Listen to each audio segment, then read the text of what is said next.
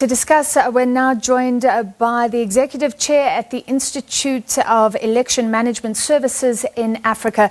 That's Terry Tselane. Mr. Tselane, thank you for being with us. So you know elections in and out, you know electoral law. I want to start just by asking you how big you think this decision is.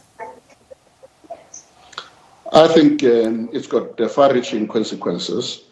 Because as you know that the current system has actually been emphasized more proportional representation, particularly at the national and provincial level. Now, in voting section 19, subsection 3B, as the Constitutional Court has now directed, means that an individual can now stand for public office and can also be elected or stand a chance to be elected into public office. So it's a very important judgment. In local elections, independents could already stand, correct? And have we learned from that? What do you think this will mean on a provincial and national level? There are quite a number of things that will have to change. Firstly, all pieces of legislation, and I have a suspicion that even the demarcation processes would have to be reviewed, particularly to ensure that the demarcation board is empowered to also assess in terms of creation of constituencies. And then after you've dealt with it, issues that needs to be attended to also, by the way, includes the current or the new Public Funding Act, which is supposed to be implemented. As you may be aware that that act, when it was passed into law, it was more an act that was governing the relationship with money and political parties. And it did not really give much emphasis to independence. Now that there is this judgment, it means that will have to be reviewed. The Electoral Act will have to be reviewed.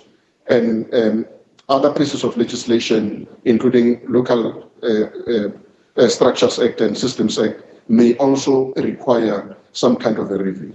So what you're saying is this could be complicated to change the actual law, which Parliament has been given time to do. Also, the President is the head of the party that is elected. That doesn't deal with presidential elections. Do we still envisage the President coming from one of the bigger parties, or is that also a complication? Well, we will have to see how Parliament is going to be dealing with that particular aspect. But my understanding of the judgment is that if the court says that an independent can stand for public office and stand to be elected in public office, the consequence of that or the effect of that is that even for a position of the president, an independent must be able to stand a chance to become a president. This Electoral Act is from 1998. Why did it take so long to change, in your view? I think to that extent, parliamentarians as well as those who've been running the elections have relied largely on a provision within the Constitution that the system should substantially result in proportionality. And because of that, I think those who've been running the elections assumed that is sufficient to be able to deal with the issues. And the fact that there has been a direct representation at the local level, and that there was also a semblance of constituency representation through National Council of Provinces, people got comfortable with that arrangement and felt that perhaps that arrangement has covered all other areas that are supposed to be covered within the Constitution. Mr. Tselane, please stay with us. Also on the line, we now have a Professor in Public Law at the University of Cape Town, Professor Richard Calland. Professor Calland, thank you very much for joining us. So let me throw two similar questions to you. How big do you think this judgment is? And is there any surprise that it took so long for such a fundamental change to happen? Well, I think it's big in the sense that this will require of Parliament a change in the law that governs our electoral system in South Africa at national and provincial level. And that's the first change of any substance since 1994. So legally and constitutionally, it's big. Politically, I rather doubt it. I don't think this will be a game changer politically. But what's important is that the right to political freedom, the right to stand as an individual, protected, the court says in section 19.3 of the Constitution, will now be exercisable by individuals who want to stand as independent candidates without the gatekeeping preconditionality of a political party membership or being on the political party ticket of any party at that election. They will be able to stand for provincial legislature or indeed for the National Assembly at the next election. Parliament's been given 2 years to fix this, so one can assume that by 2024 that new electoral system will be in place. Perhaps most importantly, however, I think Parliament in the process will have to attend to the question of the electoral system more generally. And the Fansel-Slabbert report, almost 20 years old now, will have to be dusted off and reviewed. He called for a mixed system of part constituency and part PR, which we have at local government level, but not at national and provincial level. And there may be a growing momentum for a shift in that direction in order to strengthen the accountability of members of Parliament. So you can concur that it actually could be quite complicated to change the law. But let me pick up on what you said, that this might be politically insignificant. So you don't think the ANC and the DA, for example, have to now worry about a myriad of independents challenging their power?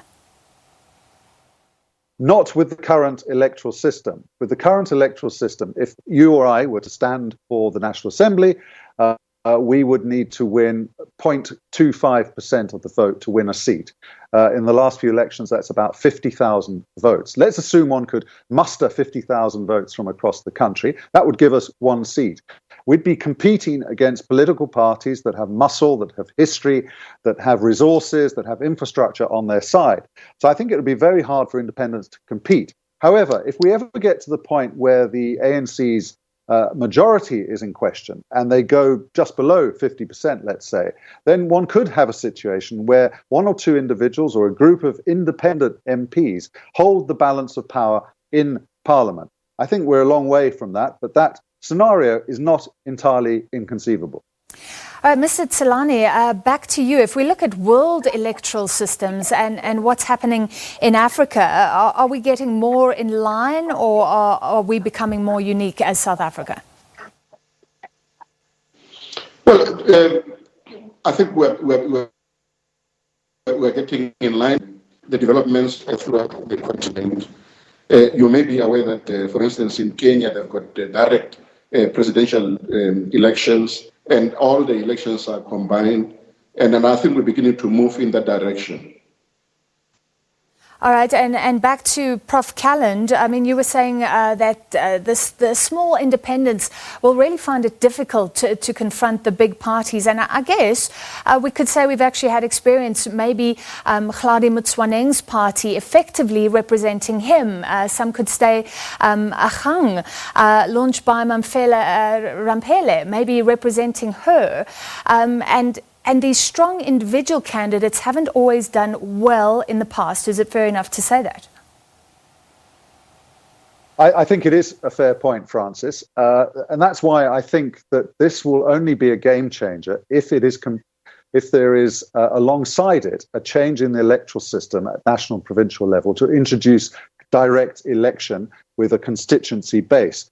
In my experience of politics globally, it's when an individual who has a particular reputation in a community is able to muster the support of that community and get directly elected. If he or she can then represent that community at national provincial level, that may produce some political muscle. Whether or not that produces greater accountability in the system and in our parliamentary system, I think is a very uncertain point. And I think we must be careful not to assume that that will create a kind of panacea that solves all the problems. You know, one of the things the Zondo Commission is grappling with is whether Parliament failed to exercise sufficient oversight over the executive during the years of state capture. In my view, clearly it did. And the electoral system may be part of the problem because it gives the political party too much power as a gatekeeper. What the Constitutional Court today has said, very importantly, is that political parties are not the be-all and end-all of our electoral system and of our democracy, and that individuals, as independents, can run, exercising their freedom of political rights protected in Section 19(3) of the Constitution. All right, thank you for your analysis. And let me throw the final question to Mr. Tselane very quickly. On a practical level, does this mean incredibly long ballot papers? Well, I'm not too sure exactly how that is going to end up, but I agree with Prof. that the electoral system is going to change. What the Constitutional Court has done here actually goes even beyond the Slavic Commission. I was going through the Slavic Commission report, and I realized that to a large extent that report is still focusing more on proportional representation and does not deal with the issue of the independence at all. So there is going to be a radical change that is going to have to happen as a result of this judgment. So the judgment is not going to be just tinkering with the Electoral Act and trying to remove Section 57 of the Electoral Act. It's going to, the import of it is that the whole electoral system will have to be looked into to make sure that it is in line with all the issues that were ventilated during this process. All right, so the hard work begins now. Well, thank you very much both. That was Professor Richard Callan from the University of Cape Town and Terry Tselane, Chair of the Institute of Election Management Services in Africa. All right, that's it for now. We take a look at your weather.